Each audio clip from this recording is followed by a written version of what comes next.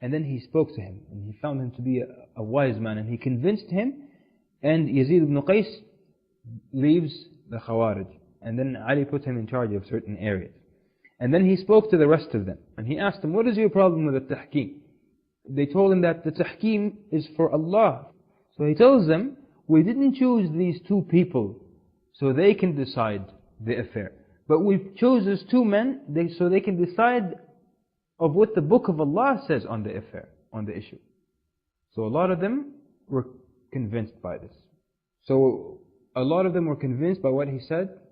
And some narrations will tell you that all of them joined his army until they say what the arbitrators come out with. And other narrations will tell you that a large group of them joined the army of Ali, but not all of them. So now the two arbitrators met in Dawmat al-Jandal, and it was Abu Musa al-Ash'ari and Amr ibn al-As. And each of them brought 400 men with them. And they brought as many Sahaba as possible, because the one who has a lot of Sahaba, it's a sign that he's with the truth. And they started to speak for a while, and all of the details of the negotiations are preserved in the books of history. So they started to speak for a while, and they did not come to a solution.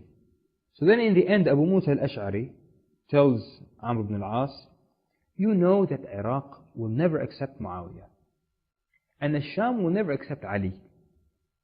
So I suggest we remove both of them and bring Abdullah ibn Umar. So then Amr ibn al-As tells him, do you think he would accept? He says, if we insist, he will accept. So then Amr ibn al-As suggests, what if we bring Sa'ad ibn Abi Waqqas? And Abu Musa says no, he refuses. Then he says, what if we bring Abdullah ibn Amr ibn al-As? And he is not any lesser than Abdullah ibn Umar ibn Khattab. And Abu Musa says no. And every time Amr ibn al-As suggests someone to be the Khalifa, Abu Musa al-Ash'ari refuses. He says, I don't agree to anyone except Ibn Umar. So both of them decided that they will remove Ali and that they will remove Muawiyah from his position, and they will have the people choose the next Khalifa. So the news reaches Ali of the decision of the arbitrators. The fighting stops, and this is what they're all waiting on, and this is the decision they came with, to remove the Khulafa, and they have not decided anyone in his place, nor how to choose that person. So the news reaches Ali, and he refuses. And he gives a khutbah, and he shows his displeasure with the decision, and his refusal of the decision. And then he orders the army to prepare so they can continue fighting Muawiyah. We'll end it with battle. So then the Khawarij came again. And they came to Ali radiallahu anhu again, and they said, now you refuse it? And he tells them, I was against it. They said, but you accepted it in the end. And he tells them, so did you. And they said, yes, we accepted it in the end, and we erred. We were wrong when we did that, and we became kuffar when we accepted it.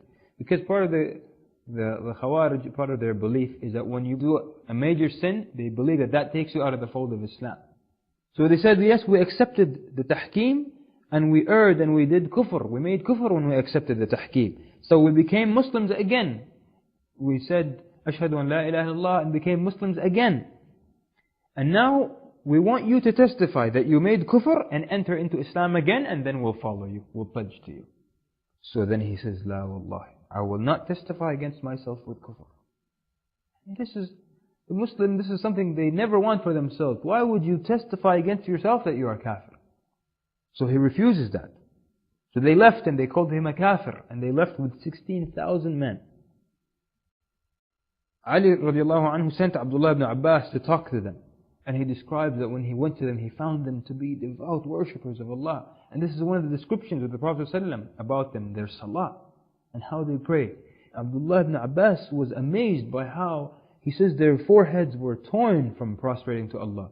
And their hands became so rough like the knees of camels from prostrating so much to Allah.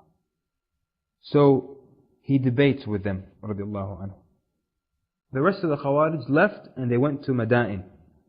And in that town, there was the governor, who was Abdullah ibn Khabbab ibn al-Arat. Khabbab ibn al-Arat, radiallahu anhu, the companion of the Prophet ﷺ. The one who was punished and tortured so many times just for saying, Allah is my Lord. The one whom they would make him lie on red-hot coals. And the eyewitnesses said that nothing would extinguish those coals except the fat from his back, melting and extinguishing the coals. So this is his son, Abdullah ibn Khabbab ibn al-Arat, and he was the governor in this area of Madain, and he was reciting the Quran. On the way there, the Khawarij, they found a Muslim, and they asked him what he thought of Ali. They said, is he a kafir? He said, no, he is Amir al-Mu'mineen. So they killed him. And then they said, we can't pledge to Ali, and Muawiyah is the enemy of Allah, so they chose Abdullah ibn Wahb al-Rasibi, and they pledged to him as Amir al-Mu'mineen. And on the way they found a Christian, and they said to each other, no, he's a dhimmi, we won't harm him, so they leave him alone. Even though they killed the Muslim. So they reached Al-Madain and approached Abdullah ibn Khabbab ibn al-Arat, and he was sitting in a garden that was owned by a Christian, and he had the Quran with him. So they came to him and they said, what do you say of Ali? And he says, Amir al-Mu'mineen. And they said, if you say that, that which is around your neck, meaning the Quran, would order us to kill you. So they start to debate with him, they start to speak with Abdullah ibn Khabbab. And while they're doing that, one of them, he finds a date in the ground. So he takes it and he puts it in his mouth. And they yelled at him, all of them. We didn't buy that. So look how religious they were, but they had gone astray when it came to certain issues. During the talks, later on, a pig comes by that belongs to the Christian, and one of them kills the pig. Because there are many there in the area. So they told him that it's halal for the Christian, and they all insisted on paying the price to the owner of it. So now they're debating with Abdullah ibn Khabbab. And they said, tell us of your father. Then Abdullah ibn Khabbab starts to narrate a hadith from his father about fitan, in which in the end it says, كن عبد الله المقتول ولا تكن عبد الله القاتل. Be the servant of Allah who is killed, and do not be the servant of Allah who is the killer. In the end of this fitan, in the end of the hadith. So he tells them this hadith. So then they asked him, tell us about Abu Bakr and Umar, what do you think of them? And he says good things about them. Then they said, what do you think of Uthman? And he says good things about Uthman. Tell us about Ali.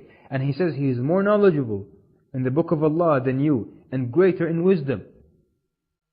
So then they asked him again about Ali, and he says good things. So then they cut off his ear. And they asked him again about Ali, and he says good things about him. And they cut off his other ear.